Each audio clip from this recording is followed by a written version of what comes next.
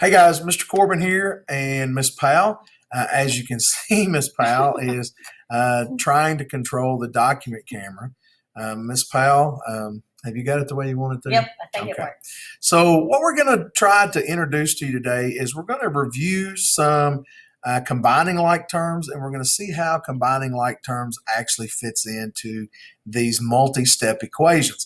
We've been doing two-step equations. Remember, that's the 7th grade standard that we've been reviewing, where you actually see what's been done to the variable, undo what's been done to the variable, and then do it to both sides. And so now you've not only got that, but you've got these little, we call pre-shifts in my class, Ms. Powell. In other words, they're things that you do before you have to do those 3 steps. And so combining like terms is one of those little tricks that you have to learn before you do those 3 steps. And so, Ms. Powell, you've got a problem up here on the board. Do you want to talk about what like terms actually are? Yes. Now, one thing we've talked about in class is the number that stands by the variable with multiplication is called the coefficient. Yes. So 6 the coefficient. Mm-hmm. X is the variable. Right. This subtract 4, this is a 4 that's standing alone, so that's called the constant. The 3 is standing with the variable, so 3 is the coefficient. X is a variable. The minus 2 is a coefficient because it's standing by the variable X. Well, now, and I don't know if you teach this in your class, Ms. Powell, but in my class, of course, coefficients up against the variable mean that they're multiplied times the variable. And then another thing that we talk about is the sign of the term is always to the left of the term. And so if there's nothing to the left, it's a positive. And if it's a minus signs are actually negatives, right? And so that constant you're talking about right there is actually -4. And so we always talk about minuses or negatives and try to get that where we don't think of it as any different as just another negative constant number. Okay, so I'm going to first check all my variables and make sure that they're exactly like each other. So like each other means that if you have a base, they all have to be the same. So these are all x's.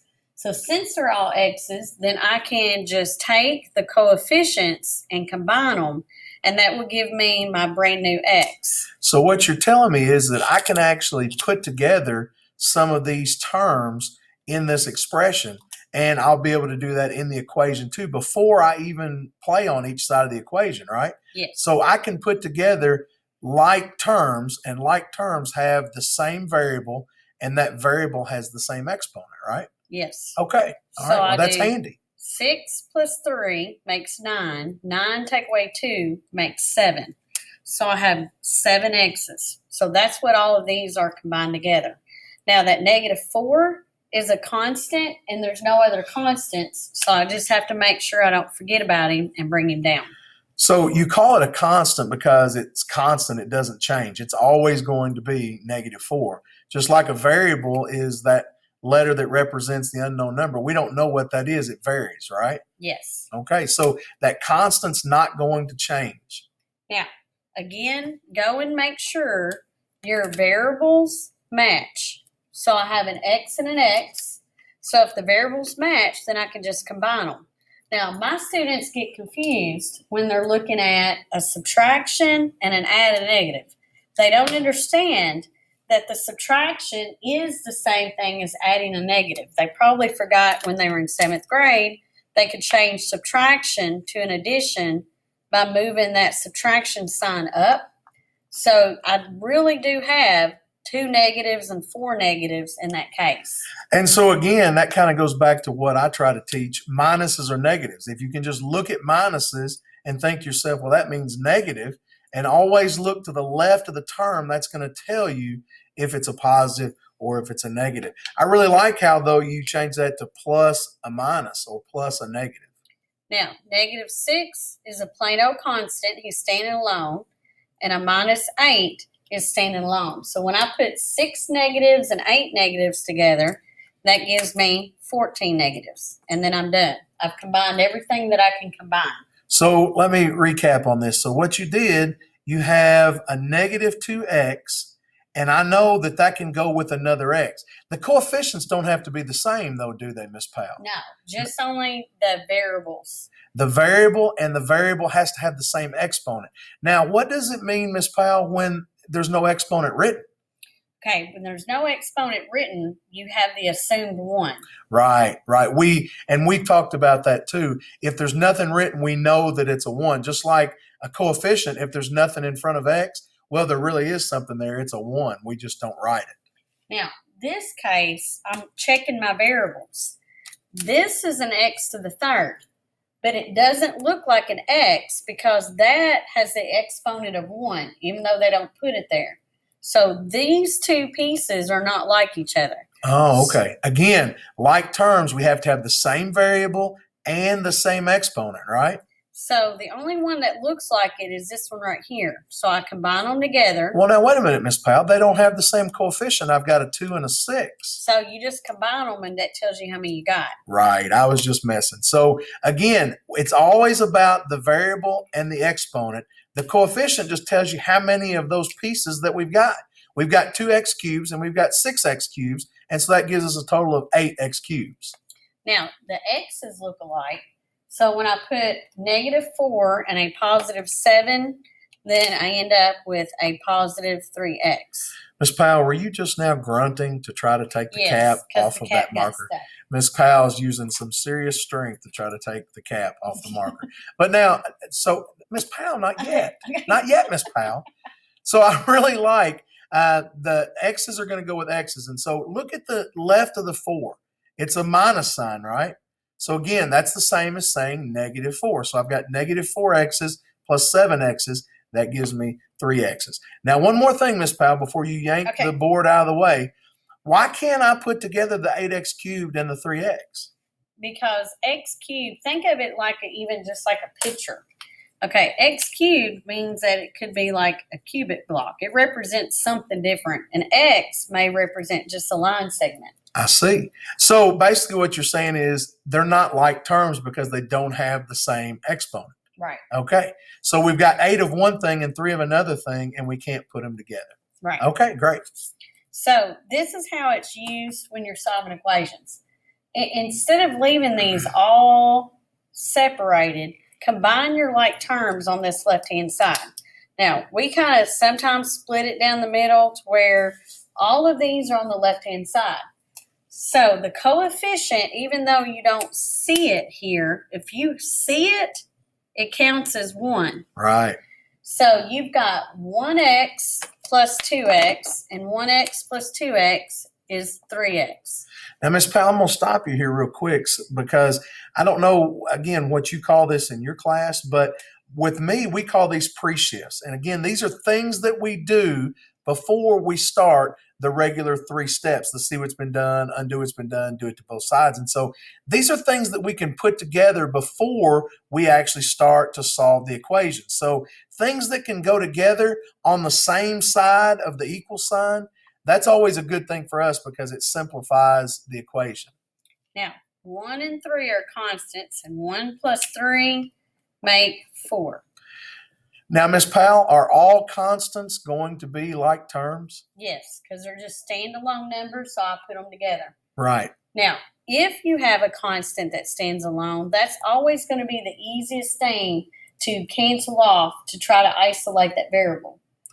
Right. And we always say we're actually doing reverse order of operations. So please excuse my dear Aunt Sally, addition and subtraction are always last. So if we're going to undo or work backwards, we're going to undo addition and subtraction first. So you got to cancel off the add 4 with its inverse operation, which is subtract 4.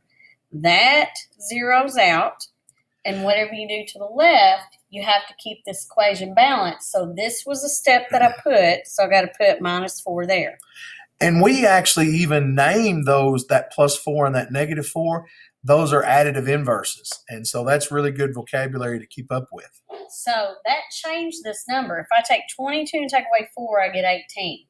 The 4s I don't have to bring down because they zeroed out, and I have the coefficient 3. Now, keeping in mind that this is multiplication, Right. I undo multiplication by its inverse operation, and I always divide by the same coefficient. So if this happened to be something different, like a negative, I have to divide by negative because I want everything to cancel out. But if that's a 3, I divide that by 3, divide that by 3, And my final answer would just be 18 divided by 3, which gives me 6. We need to get Miss Powell a super extended board because she's running out of room. Okay, so here's an example again where I can combine like terms. 8 take away 10.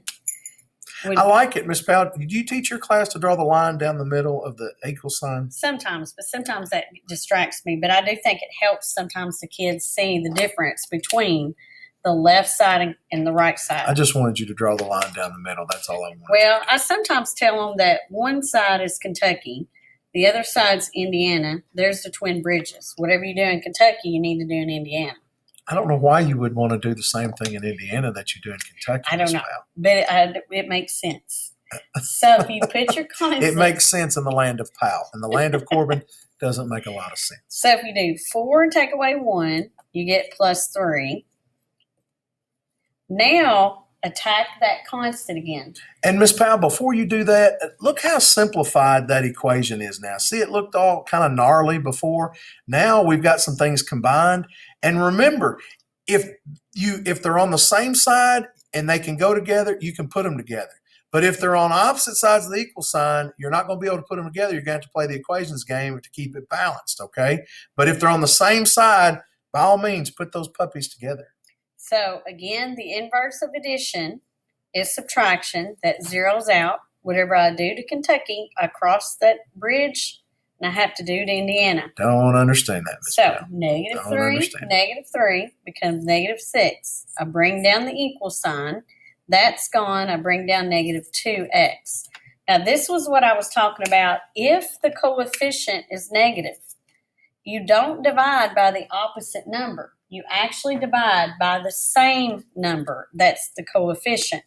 So if it's times negative 2, you have to divide by negative 2 because I need the 2's to cancel and the negatives to cancel. Right. And we say cancel, but what they're really doing is they're dividing out.